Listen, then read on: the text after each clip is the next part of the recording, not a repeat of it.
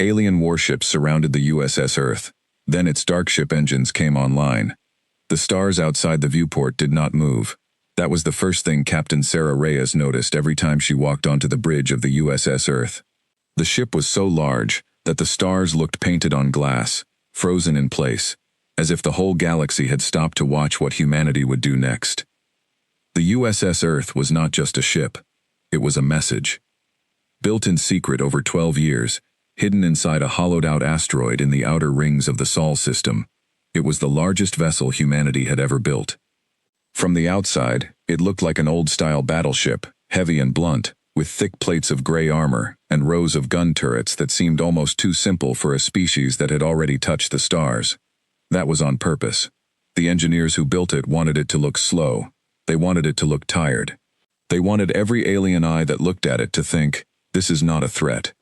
Only a small circle of people in the entire Sol defense fleet knew what slept inside its hull. Captain Reyes sat down in her chair at the center of the bridge. She was 51 years old, with short gray hair and a face that had seen too many briefings and not enough sleep. She had commanded 3 ships before this one, and she had lost people on all 3. She did not like war. She had told the fleet command that more than once. But she understood duty, and duty had put her here, in the captain's chair of the most important ship humanity had ever built. "Report," she said. Commander Ilya Petrov, her first officer, straightened at his station near the front of the bridge. He was younger than her, only 36, but he had a calm voice that made people trust him, even when the news was bad. "We are 2 days from the treaty line, Captain," Petrov said. "No hostile contacts. Sensors are clean." "Good," Reyes said. "Keep them that way." The USS Earth was heading toward a stretch of space known to humans as the Veil. It was a quiet region, mostly empty, mostly forgotten. Except for one thing. The Veil sat on the border between human space and the territory claimed by the Korath Dominion, a group of alien empires that had been watching humanity grow for the last 20 years, with narrowed eyes and folded arms. Humanity had first met the Korath Dominion 19 years ago. It had not gone well. Back then, humans had only a handful of ships capable of leaving the solar system, small science vessels with weak shields and no weapons worth mentioning. When a Korath scout fleet found a human colony ship drifting near a gas giant on the edge of known space, the Korath commander did not ask questions. He opened fire. 3,000 colonists died in less than 10 minutes. It was not a battle. It was a slaughter. That day was burned into human memory, the way certain dates are burned into the memory of every nation on Earth. People called it Cold Morning, because the survivors said the black of space had never looked so cold as it did while they watched their ship die. After Cold Morning, humanity had 2 choices. It could bow its head and accept whatever terms the aliens gave it, becoming a small, quiet, harmless species, tucked away in a forgotten solar system. Or, it could build something strong enough that no one would ever do that to them again. Humanity chose the second path, but it chose to do it quietly.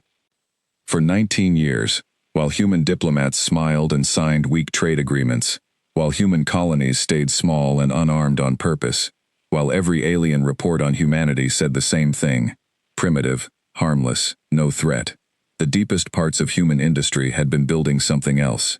Shipyards hidden inside hollow moons, weapons labs buried under mountains, and, most secret of all, a research project that very few people, even inside the government, were allowed to know about.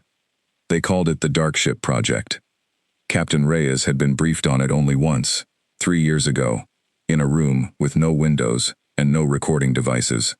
She still remembered the words of the lead engineer, a quiet woman named Dr. Amara Okafor, who had spent her whole life studying a strange kind of energy that no alien race had ever managed to control safely. "Every species we have met so far builds their engines the same way," Dr. Okafor had said. "Bigger reactors, bigger guns, thicker armor. It is like an arms race, where everyone is running in the same direction. We are not going to win that race by running faster. We are going to win it by running somewhere else." The dark ship engines were the result of that idea. Reyes did not understand all of the science, and she was honest enough to admit that to herself. What she understood was simpler. The dark ship system let the USS Earth do 2 things no other ship in the galaxy could do. It could vanish from every known form of sensor, swallowing its own light and heat and gravity signature, until it was nothing but a shadow in the dark. And when it decided to stop hiding, it could pour every last drop of that hidden power into its weapons and shields all at once, for a short time, with a force that no alien engineer had ever built a defense against. The engines had only been tested twice, both times in empty space, far from any other ship. Both tests had worked, but a test in empty space was not the same as a test during a real fight, and everyone on the ship knew it. "Captain," Petrov said, breaking her thoughts, "long-range sensors are picking up something." Reyes sat up straighter. "Show me." The main screen at the front of the bridge changed. A field of dots appeared, spread out in a wide arc ahead of the ship's course. "How many?" Reyes asked. "Counting now," said Lieutenant Chen from the sensor station. Her fingers moved fast over her console. A few seconds passed that felt much longer. 41 ships, Captain. Configuration matches Korath Dominion Warfleet patterns. 6 capital ships, the rest are escorts and gunships. The bridge went quiet. 41 ships. The USS Earth was alone. "Are they moving toward us?" Reyes asked. "Yes, Captain. Direct intercept course. They knew we were coming." Reyes felt her stomach tighten, but she kept her voice level. A captain who showed fear gave her crew permission to feel it too. "Any communication?" "Not yet." "Then let's not wait for them to speak first," Reyes said. "Ilya, sound general quarters. Quiet alert, no sirens. I don't want panic in the halls. For just get every station manned." "Yes, Captain." Petrov relayed the order. Across the ship, in narrow gray corridors and cramped crew quarters, over 2,000 men and women moved to their posts without running, without shouting, the way they had trained for years to do. In the engine room, Chief Engineer Marcus Webb looked up from his console as the alert light on the wall turned from green to yellow. "Here we go," he muttered to himself, and placed his hand on the cold metal casing that protected the dark ship core, as if checking that it was still asleep. 2 hours later, the alien fleet had closed the distance enough that the USS Earth screens showed individual ships instead of dots. The Korath capital ships were shaped like long blades, dark red and black, with sharp edges that seemed designed to look cruel on purpose. Around them, smaller gunships moved in tight formation, fast and eager, like hunting dogs waiting to be released. "They're spreading out," Chen reported, "forming a ring around us." On the screen, the alien ships split into groups and began to move to different points around the USS Earth, until the massive human ship was surrounded on every side. There was no direction left to run. "They want to trap us," Petrov said quietly. "Not destroy us outright. If they wanted us dead, they would have opened fire already." "Then what do they want?" Reyes asked, though part of her already suspected the answer. The answer came a moment later, when the comm station lit up with an incoming transmission. "Captain," said Ensign Daniels at communications, receiving a hail. "Standard Korath command channel." "Put it on screen." The image that appeared showed the bridge of an alien capital ship, lit in dim red light. In the center sat a Korath commander, tall and broad-shouldered, with gray, leathery skin and eyes that were too large for his face, black and shining like polished stone. He wore dark armor decorated with metal spikes along the shoulders, a style meant to look intimidating to every species that had ever surrendered to him. "Human ship," the commander said. His voice was translated by the ship's computer into flat, emotionless English, though the alien's real voice underneath was a low, grinding growl. "I am Fleet Commander Vos Kadeth of the Korath Dominion. You have entered contested space. You will power down your weapons and prepare to be boarded, or you will be destroyed." Reyes stood up from her chair, straightened her uniform jacket, and walked to the center of the bridge so the camera would show her clearly. She kept her hands steady at her sides. "Commander Kadeth," she said, "this is Captain Sarah Reyes of the United Sol Fleet. We are on a peaceful transit through neutral space, in full compliance with the treaty signed by your government 11 years ago. We have not fired on you. We do not intend to." Kadeth's wide mouth curled into something that was not quite a smile. "Peaceful transit," he repeated, as if the words tasted strange. "Your single ship, alone, at the very edge of Dominion territory. Do you take us for fools, Captain? We have watched your kind for 19 years. We know what you are. Weak, small, slow to grow. You send this one ship here to test us, to see how far you can push, before we push back. We are not testing anything, Reyes said. We are exercising our right to travel through neutral space. There is no neutral space, Kadeth said. There is only space the strong control, and space the strong have not yet bothered to take. Today, we take an interest in this ship of yours. It is large, ugly, slow, I am told, by our scouts who have watched it for 2 days now. And yet you send it here alone, without escort, without support. Either your people are foolish, Captain Reyes, or your people believe this ship can protect itself against 41 warships of the Dominion. He leaned forward, his black eyes narrowing. I would very much like to know which it is. Reyes did not answer right away. On the bridge behind her, she could feel the tension in every crew member, the held breath, the fear that no one dared show on their face. She thought about Cold Morning. She thought about the 3,000 colonists who never got the chance to explain themselves before the shooting started. She was not going to let that happen again, not if she could help it. But she also was not going to show this alien commander even a flicker of the fear crawling up her spine. Commander Kadeth, she said, I suggest you consider your next move carefully. My government does not send ships without reason, and it does not send them without the means to defend them. I am asking you, formally, to withdraw your fleet and allow us to continue on our course. If you do not, the consequences will be on your government, not mine. For a long moment, Kadeth said nothing. Then he laughed, a low, rasping sound that had no warmth in it at all. Consequences, he said. From one ship. Very well, Captain. I admire courage, even foolish courage. You have 30 minutes to power down and prepare to be boarded. If you do not comply, we will assume you are hostile, and we will destroy your ship exactly where it sits. I do not make this offer twice. The transmission cut off. The alien commander's face vanished from the screen, replaced by the empty view of stars and the dark shapes of 41 warships closing in around the USS Earth, like a fist slowly closing around a single small stone. The bridge was silent. 30 minutes, Petrov said quietly. Captain, what are your orders? Reyes looked at the ring of enemy ships surrounding them on the main screen, then down at her own hands, which she noticed were shaking very slightly. She closed them into fists to stop it.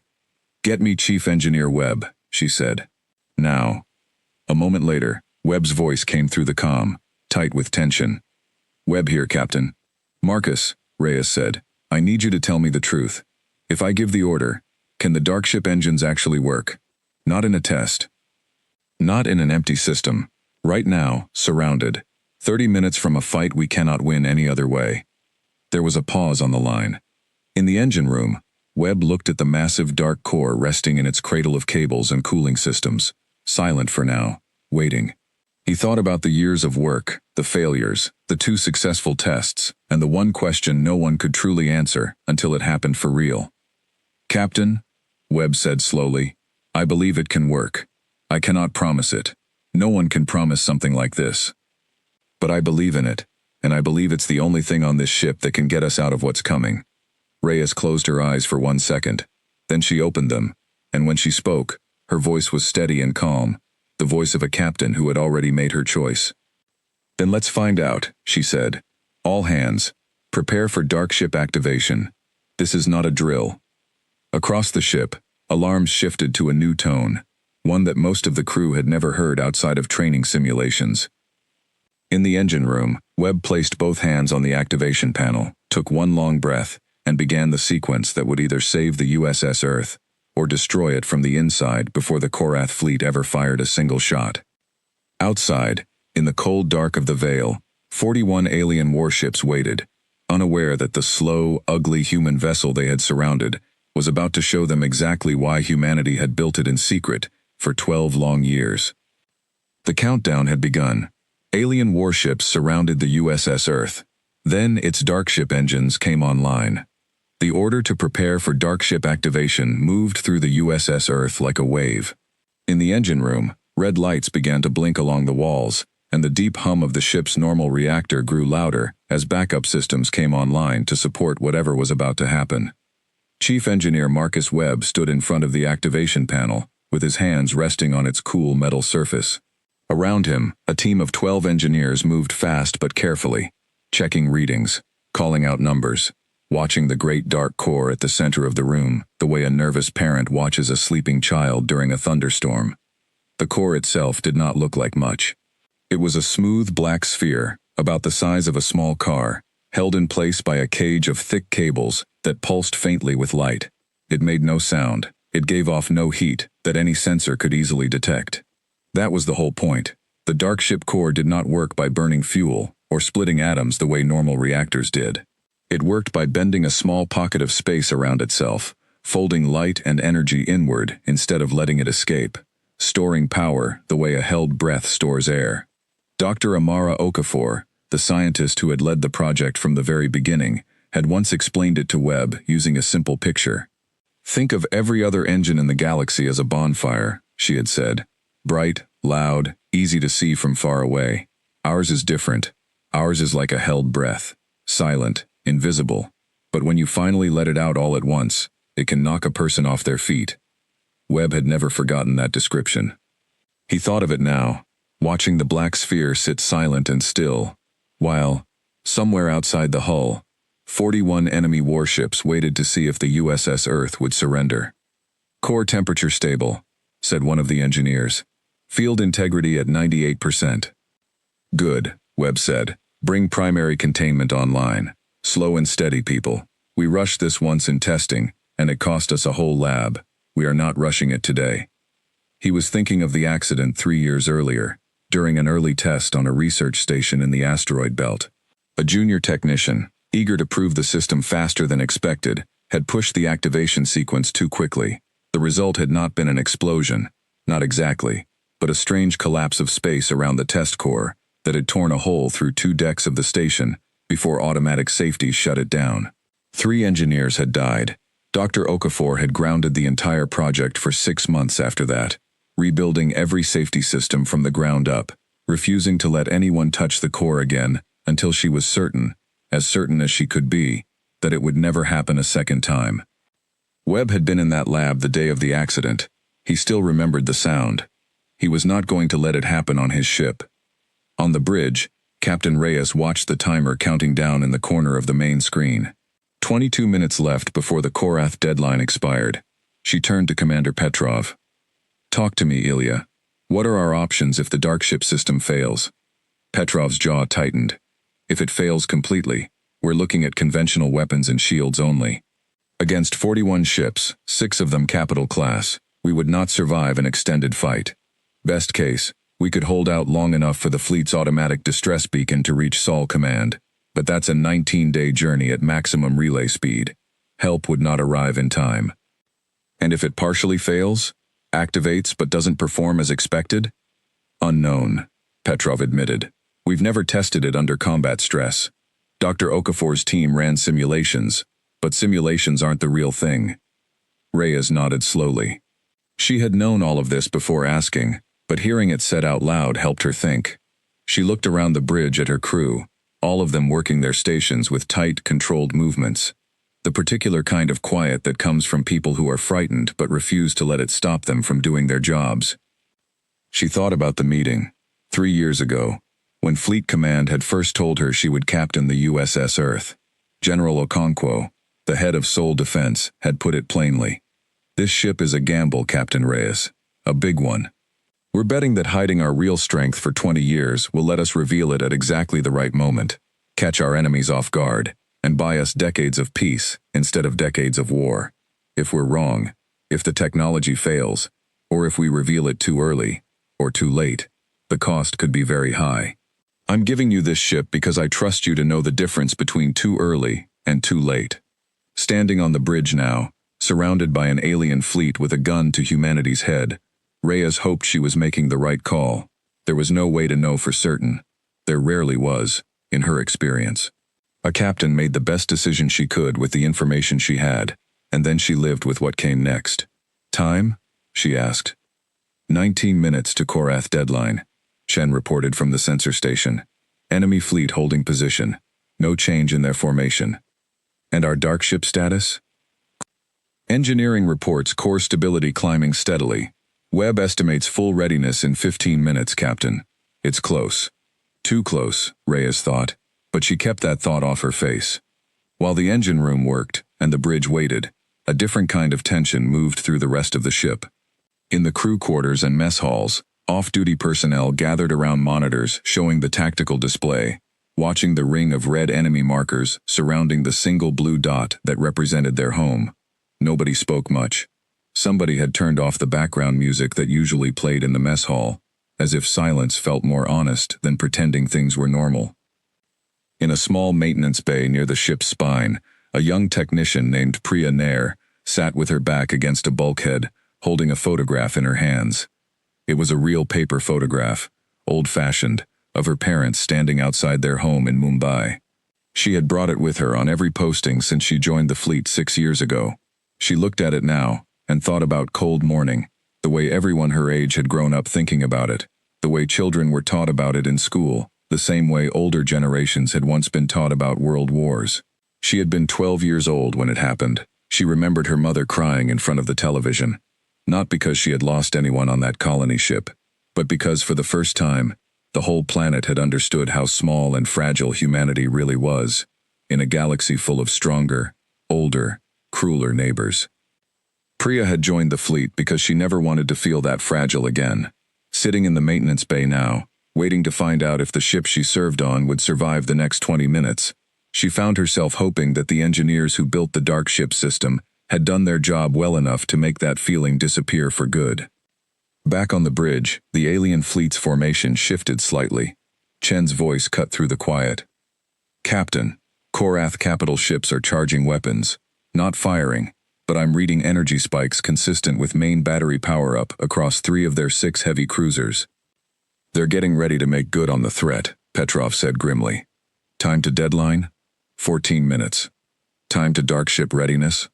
A pause, while Chen checked the engineering feed. 12 minutes, Captain. It's going to be close. Reyes weighed her options in her head. She could try to stall, open another channel to Kadath, offer some kind of delay, some excuse to buy the 2 extra minutes engineering needed. But stalling too obviously might make the Korath commander suspicious, might make him decide to strike early, rather than risk being tricked. Aliens like Kadath, proud and quick to see any hesitation as weakness, were dangerous to bluff carelessly. She decided on a middle path. "Daniels, open a channel to Commander Kadath. Audio only, no video this time." "Channel open, Captain." "Commander Kadath," Reyes said, keeping her voice measured and calm. "This is Captain Reyes. I am formally requesting additional time to consult with my government regarding your demands. A decision of this magnitude requires proper authorization." There was a pause, then Kadath's growling translated voice came back through the speakers, dripping with contempt. "You wish to ask your masters for permission to surrender, Captain? How very human. Very well. I will grant you 5 additional minutes, out of respect for old customs. Do not test my patience further." The channel closed. 5 minutes, Petrov said. "Not enough." "It'll have to be," Reyes replied. "Webb, do you copy? You have until deadline +5. That's it. Give me everything you've got." In the engine room, Webb wiped sweat from his forehead and looked at the readouts glowing in front of him. 93% core readiness. Climbing, but not fast enough. "Push the secondary stabilizers to full load," he ordered. "I know it's outside safe parameters. Do it anyway." "We don't have the luxury of safe parameters today."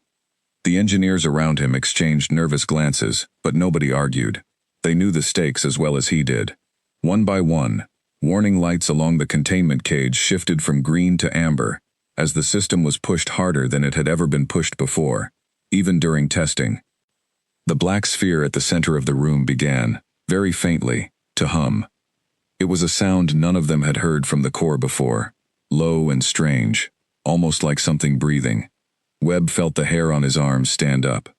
He glanced at Dr. Okafor's old notes, pinned to a board near his station for exactly this kind of moment, and read the line she had written in her own handwriting years ago. "When it sounds alive, that means it's finally awake. Do not panic. Panic is the only thing that can still kill you now." Webb took a breath and stood a little straighter. "Core readiness at 97%, called out one of the engineers. "Rising fast now." On the bridge, the countdown clock ticked toward the deadline. 10 seconds. 5. Reyes stood in the center of the room, hands clasped behind her back, watching the ring of enemy ships that surrounded her ship on every side, and waited to find out whether the gamble her government had made 12 years ago was about to pay off, or whether it was about to cost every single life aboard the USS Earth. Deadline reached, Chen said quietly. Korath weapons are hot. They're waiting on Kadeth's order. Core readiness? Reyes asked, not taking her eyes off the screen. There was the smallest pause, the kind that feels far longer than it really is. 99%, Webb's voice crackled over the comm, tight with barely controlled excitement. Captain, we are ready. Say the word. Reyes looked at the alien fleet one last time. 41 ships waiting to destroy a vessel they believed was slow, weak, and alone. She thought of cold morning. She thought of the 3,000 colonists. She thought of 12 years of secret work, hidden shipyards, quiet sacrifices, all leading to this single moment. Activate the dark ship engines, she said. Now. In the engine room, Webb pressed both hands flat against the panel and gave the final command. The black sphere's faint hum rose suddenly into a deep, powerful tone that seemed to vibrate through the very bones of the ship. Every light on the bridge flickered once, then steadied, burning brighter than before. Outside, in the cold dark of the veil, the massive shape of the USS Earth suddenly seemed to change, its outline shimmering like heat rising off desert sand, as 12 years of humanity's best-kept secret finally came alive. Alien warships surrounded the USS Earth. Then, its dark ship engines came online. For a moment, nothing seemed to happen at all. On the bridge of the USS Earth, the crew held their breath as the deep tone from the engine room rolled through the ship like a slow wave of thunder. The lights had steadied, the deck plates hummed faintly under their boots. Captain Reyes stood perfectly still, watching the main screen, waiting for some sign, any sign, that the dark ship engines had truly come online. Then the ship's own sensors flickered and briefly went dark. Captain, Chen said, her voice tight, we just lost external sensors for 2 seconds. They're back now, but... She stopped, staring at her readouts, as if she did not quite believe them. But what, Lieutenant? Our own systems can barely detect us, Captain. It's like the ship is fading in and out of its own sensor range. I've never seen anything like it. On the alien side, the effect was far more dramatic. Aboard the Korath flagship, Fleet Commander Voss Kadeth sat forward in his chair, black eyes narrowed at the tactical display in front of him. Moments ago, the human ship had shown up clearly on every scanner in his fleet. A large, slow, obvious target, sitting helpless in the center of his forces. Now, the display flickered, the ship's outline breaking apart into static, its energy signature dropping toward zero, even though every instinct and instrument told him the vessel had not moved an inch. What is this? Kadeth growled, slamming a clawed hand against the arm of his chair. Report. Where is the human ship? His sensor officer, a smaller Korath with nervous, twitching antennae, worked frantically at his console. Commander, I do not understand. Their heat signature is gone. Their gravity signature is gone. Every reading we have says there is nothing there, but visual confirms the hull is still in position. Then it is a trick, a cloaking field, cheap technology, nothing more. Order the fleet to fire on its last known position. Immediately. Across the ring of 41 warships, weapons that had been idling, ready, suddenly blazed to life. Streams of red and orange energy bolts tore through space, converging on the spot where the USS Earth had last been clearly visible. Inside the ship, the crew felt the impact before they saw it on their screens, a deep shudder that ran through the entire hull, like a giant fist striking the outside of the vessel. Alarms chirped briefly, then went quiet, almost as fast as they had started. Shields? Reyes demanded. Petrov stared at his console, blinking in surprise. Captain, shield integrity is at 99%. That should have been a direct hit from at least a dozen capital-grade weapons. We should have taken serious damage. Report from engineering, Reyes said. Webb's voice came through, breathless with disbelief and excitement. Captain, the dark ship field isn't just hiding us. It's redirecting incoming energy around the hull instead of letting it strike directly. Dr. Okafor's notes call it a fold effect. Basically, we're bending the space right around our own skin. It's like the enemy is shooting at where we used to be, and the space itself is refusing to let the attack land where we actually are. Reyes allowed herself a small, tight breath of relief, though she kept her expression steady for the sake of her crew. How long can we maintain this? Unknown for certain, Webb admitted. Best estimate from testing was somewhere between 15 and 20 minutes of sustained field activity before the core needs to cool down. After that, we'd need to power it back to standby for at least an hour. 15 to 20 minutes. Reyes turned that number over in her mind. It was not forever, but it was enough time to change everything, if she used it well. On the Korath flagship, Kadeth watched his weapons fire uselessly into empty space, streak after streak of energy bolts vanishing into the dark, without any visible effect. His sensor officer looked up at him, antennae trembling. "Commander, we are gaining no readings at all. It is as if the ship has become a ghost." "Ghosts do not exist," Kadeth snapped. "This is technology. Human technology, which means it has limits, and it means it can be broken." He turned to his tactical officer. "Concentrate all fire on the last confirmed hull position. Full spread. Do not stop until something breaks." The order rippled out across the fleet. 41 ships turned their combined firepower toward a single point in space, unloading everything they had, in a storm of destructive energy meant to annihilate anything unlucky enough to be caught inside it. Inside the USS Earth, the crew felt the barrage as a series of deep, rolling shudders, each one softer than the last, as the ship's shields absorbed and redirected the incoming fire.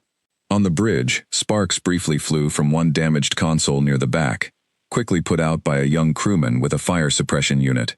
But otherwise the ship held together, silent and steady, at the center of a storm that should have torn it apart in seconds. "Shields holding at 94%, Petrov reported, an edge of astonishment creeping into his usually calm voice. "Captain, I don't think they can touch us." Reyes felt something settle in her chest, a mixture of relief and cold, focused purpose. 12 years of secret work. 3 deaths during testing. Countless late nights of research, sacrifice, and doubt. All of it had led to this single moment, and it was working exactly the way Dr. Okafor had promised it would.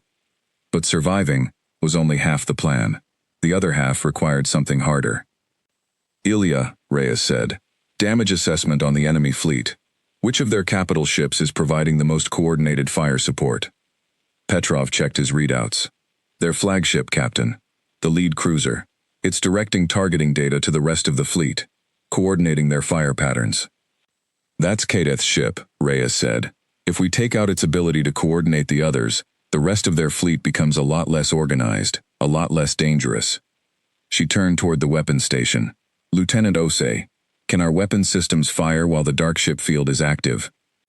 Lieutenant Osei, a broad-shouldered young officer who had spent the last 2 years training specifically for this scenario, nodded firmly. "Yes, Captain. Webb's team built the weapons interface to draw directly from the dark ship core during field activity. We should have significantly boosted output on all main batteries while the field holds." Significantly boosted how much? Osei checked his console, and for the first time that day, a small, fierce smile crossed his face. "According to the specs, somewhere around 4 times our normal output, Captain." Reyes nodded slowly. 4 times normal output, fired from a ship the enemy could barely detect, while their own attacks did nothing but waste ammunition against a shield that redirected everything around it. It was, she realized, exactly the kind of advantage 12 years of secrecy had been designed to create. The Korath fleet had planned for a fight against a weak, slow, primitive ship. They had gotten ready for exactly the wrong battle. "Target their flagship's main weapon batteries and command array," Reyes ordered. "Lieutenant Osei, on my mark. I want everything we have concentrated on disabling that ship's ability to fight and to coordinate the fleet. We are not trying to destroy it outright. We want it out of the fight, and we want it to send a very clear message to the rest of that fleet about what they're actually facing." "Understood, Captain." Weapons locked and ready. On the alien flagship, Kadeth's fleet continued to pour fire into empty space, growing more frustrated with every wasted volley. His tactical officer turned to him, voice uncertain. "Commander, We have expended nearly 30% of our main battery reserves with no confirmed effect. Should we? He never finished the sentence. A beam of blinding white energy, 4 times more powerful than anything the Korath sensors had ever recorded from a human vessel, tore out of the darkness and struck the flagship's forward weapons array directly. The impact rocked the entire ship, throwing crew members from their stations, shattering support beams, and sending a wave of emergency alarms screaming through every deck. "Report!" Kadeth roared, gripping the arms of his chair as sparks rained down around him. "Main batteries offline," his weapons officer shouted over the chaos. "Command array is damaged. We've lost coordination links to 60% of the fleet. Commander, where did that attack come from? There was nothing on our scanners." Kadeth stared at the empty space where his sensors still showed nothing but stars, his black eyes wide with something he had not felt in a very long time. Not since he was a young officer, decades ago, facing his first true battle against an enemy stronger than expected. Fear. "It's still out there," he said slowly, almost to himself. "It was never weak. It was never slow. It was waiting." Around his crippled flagship, the other 40 Korath vessels, suddenly cut off from central coordination, began to break formation, some drifting uncertainly, others opening independent fire at random points in space, hoping to hit something, anything, that would explain what had just happened to their commander's ship. On the USS Earth, the bridge crew watched the chaos spreading across the alien fleet on their tactical display. 41 ships that had surrounded them just minutes earlier, now scattering into confusion and disorder. "Direct hit confirmed," Osei reported, unable to fully hide the pride in his voice. "Enemy flagship weapons and command systems disabled. Fleet coordination is breaking down across their formation." Reyes allowed herself the smallest of smiles, though her focus remained locked on the tactical display. "Good work, everyone. But this isn't over. A wounded animal is still dangerous, and a fleet without leadership can be even more unpredictable than one that's organized. Ilya, options?" Petrov studied the shifting patterns of the enemy fleet. 40 scattered ships now moving without clear direction, some retreating, some advancing, some simply drifting in confusion. "Captain, we have the advantage right now. The question is how far we push it, and what kind of message we want to send when this is over." Reyes looked out at the scattered alien fleet, remembering the words Kadeth had spoken with such confidence just half an hour earlier. Weak, small, slow to grow. She thought of Cold Morning, of 3,000 colonists who never got a chance to fight back, and of 12 years spent building something strong enough to make sure that never happened again. "We're not here to destroy them," she said finally. "We're here to make sure they understand something they should have learned 19 years ago. Humanity is not something to be hunted." She straightened, her voice carrying clearly across the bridge. "Prepare for full tactical engagement. Let's show them exactly what they missed."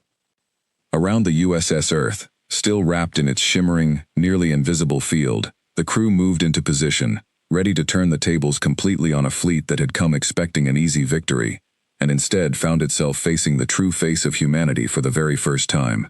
Alien warships surrounded the USS Earth. Then its dark ship engines came online.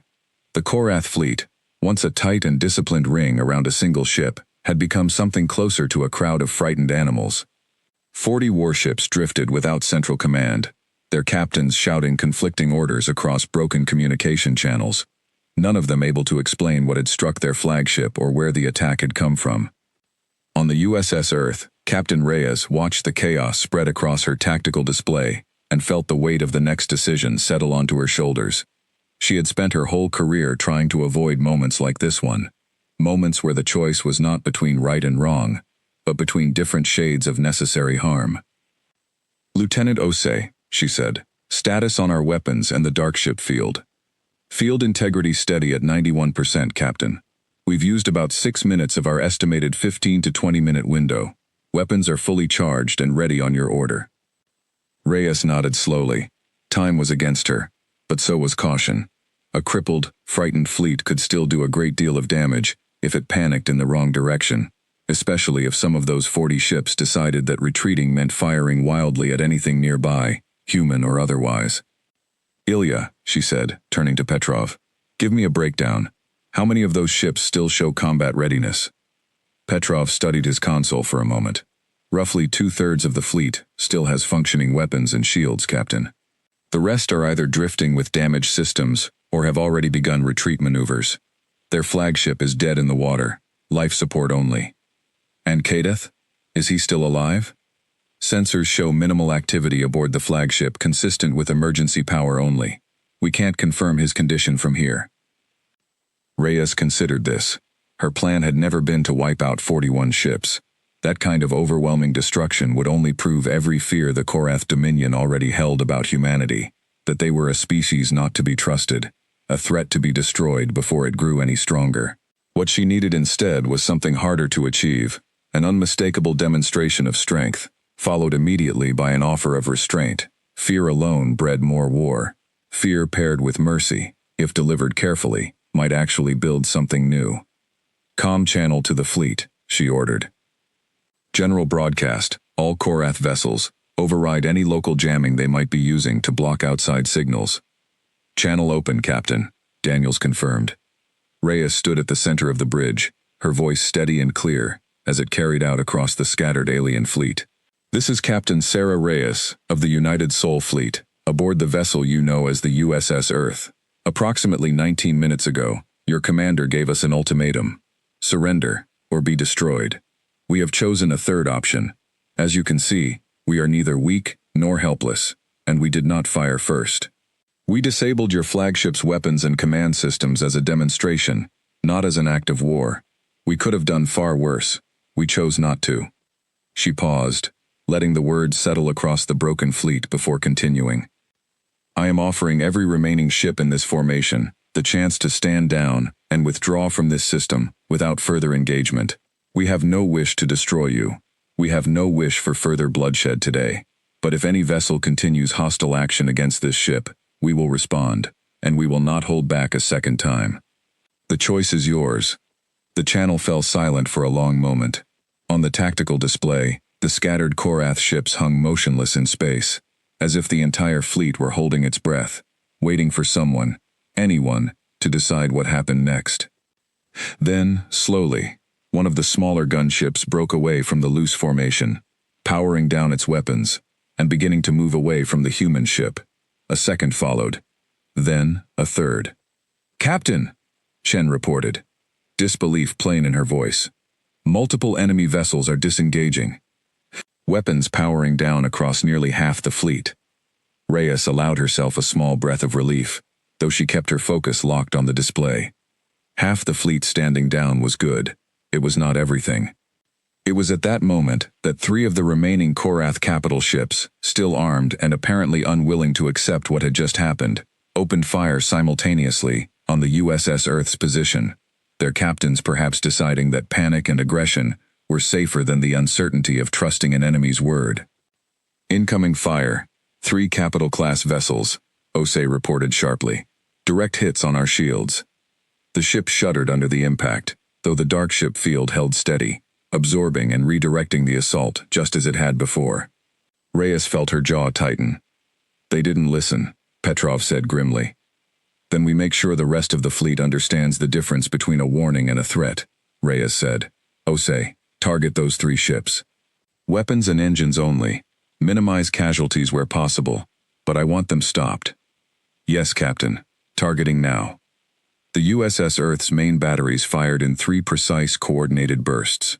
Each beam of energy struck true, tearing through weapon arrays and engine sections with surgical accuracy, leaving each of the 3 capital ships crippled and drifting, but largely intact.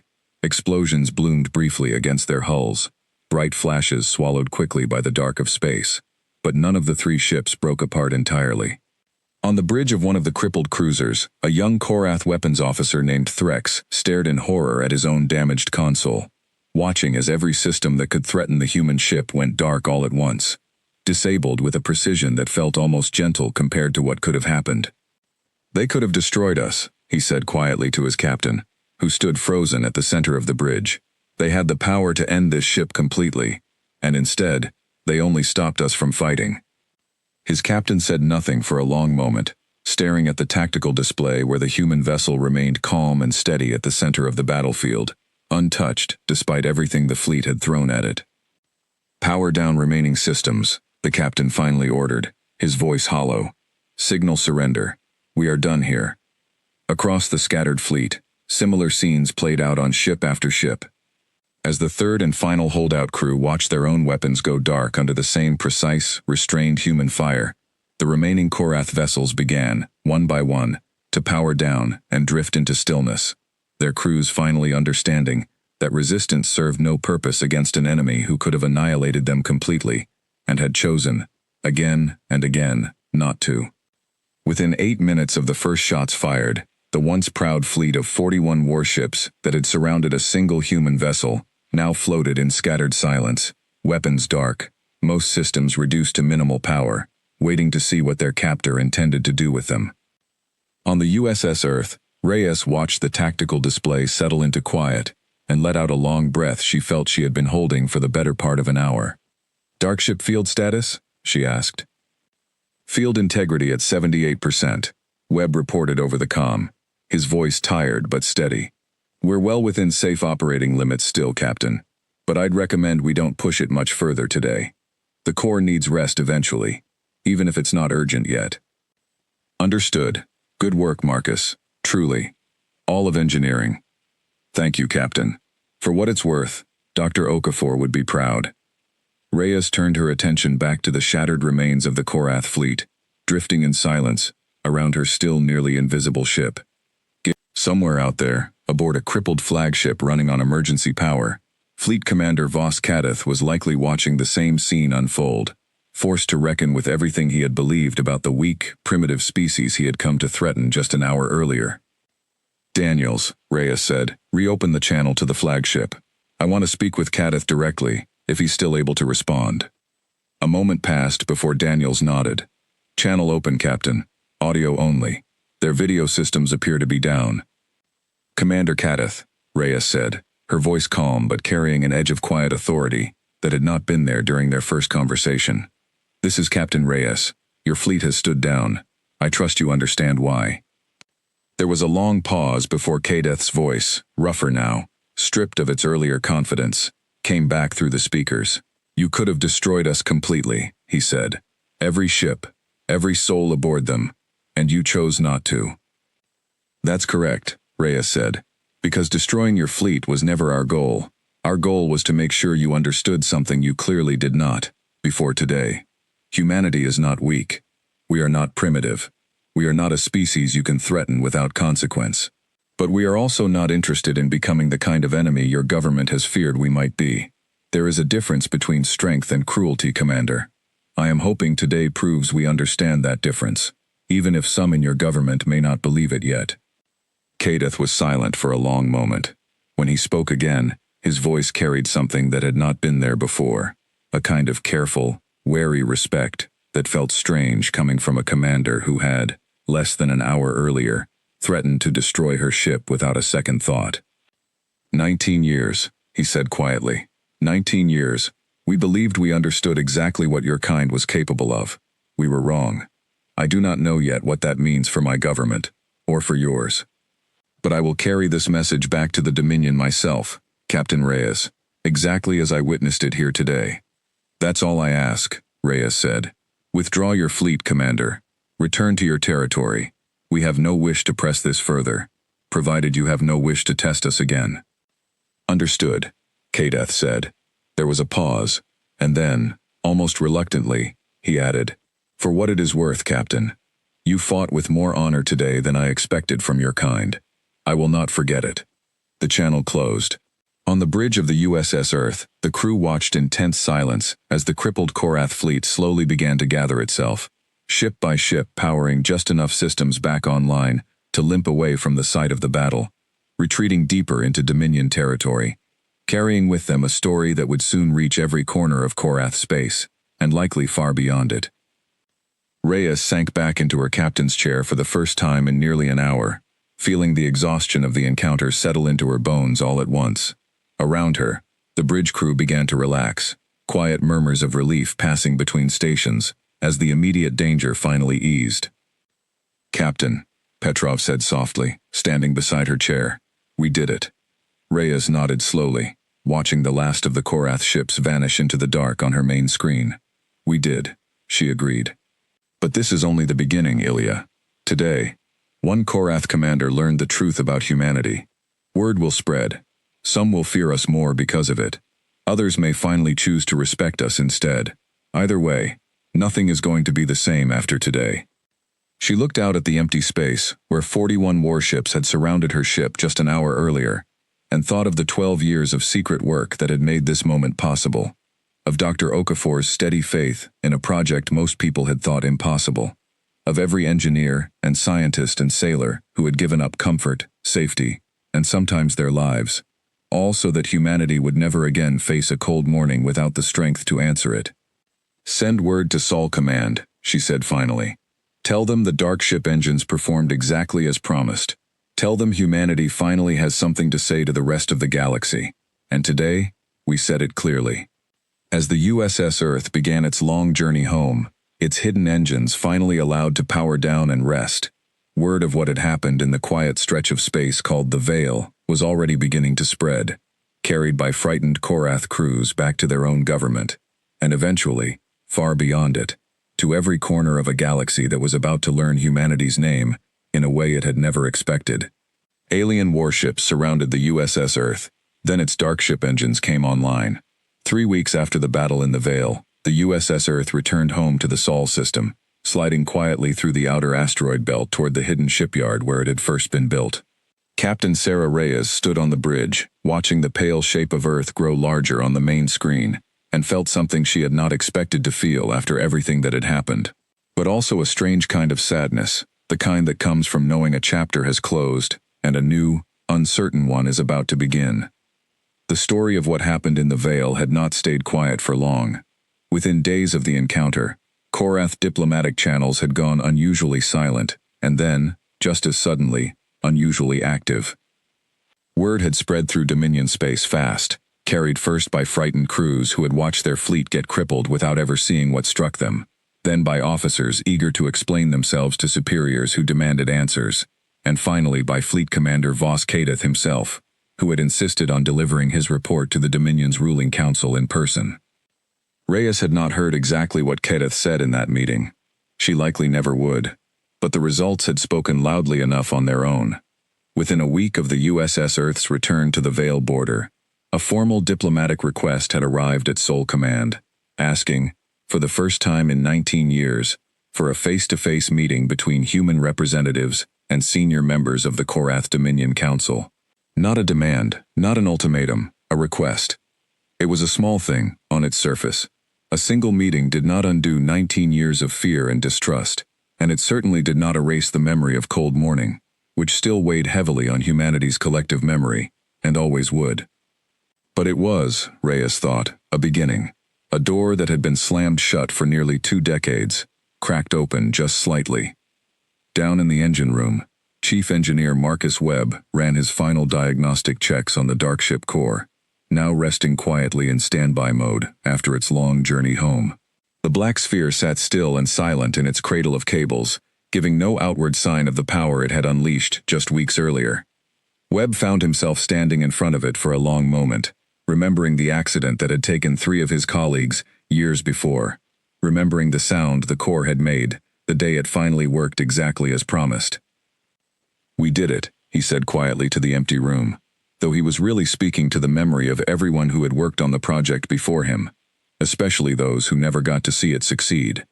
Dr. Amara Okafor met the ship at the shipyard docks, standing quietly among a small group of Fleet Command officials as the massive vessel settled into its berth.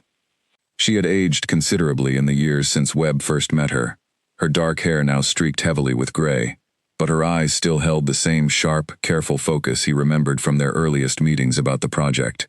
When Webb stepped off the ship and saw her waiting, he crossed the platform quickly and shook her hand. "It worked," he said simply. "Everything you designed, everything you promised, it worked exactly the way you said it would." Okafor's expression softened, and for just a moment, the careful, guarded scientist Webb had known for years let a real smile show through. "I never doubted the mathematics," she said. "I only ever doubted whether the people in charge would have the patience to let us finish it properly. and the courage to use it wisely when the moment came. She glanced past him toward the ship, its huge gray hull marked here and there with faint scorch patterns from the battle. It seems Captain Reyes had both. Inside the shipyard's central command building, General Okonkwo, head of Seoul Defense, greeted Reyes personally as she disembarked, something he rarely did for returning captains. He was a tall, broad-shouldered man in his 60s, with a quiet, steady presence that had guided the Dark Ship project through years of doubt within Fleet Command itself. "Captain Reyes," he said, extending a hand, "you did exactly what this project was built to do. Not just survive, not just win. You showed restraint at the moment it mattered most.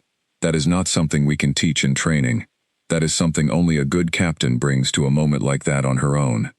"I had a good crew, General," Reyes said, "and good engineers who built something worth trusting." Okonkwo nodded slowly. "The Dominion Council has requested a formal meeting. Your report will be central to how our diplomats approach it. I want you there, Captain, standing beside our ambassadors when they walk into that room.